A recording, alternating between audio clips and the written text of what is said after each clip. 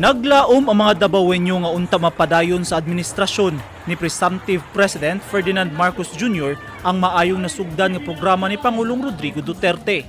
Matod ni Michael Nisnisan, dili unta ipadapli ni Marcos Jr. ang natagamtaman sa mga Pilipino nga programa sa infrastructure ug pagtabang sa mga uyamot nga Pinoy. I'm hopeful na maayo ang dagan, no?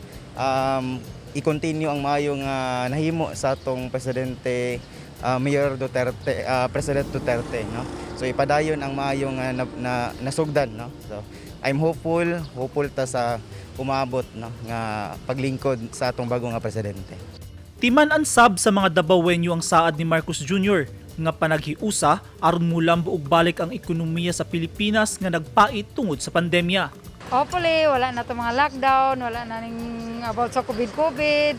Hopefully, mubalik sa normal ba, pareha sa una, nga dili na control sa IETF ang mga balaod-balaod, kay mora man ay naka-tiktok isa to karon. Kay soban na, so dili naman ko dingon ani. So hopefully, paglingkod nila, new government, new president, new nasad nga, kanang pamaagi ba. Bawa ginay among gina-pray nga mo inana gapo na ang Pilipinas. Ang ako lang sa yahan no kung usa to yahang gikuan nga istorya tong pag-rally dapat tumanon to niya. Mora man jud nato ang sa tuang mga tao na iyahang i-prove na naunta kay siya naman nilingkod na pagka-presidente.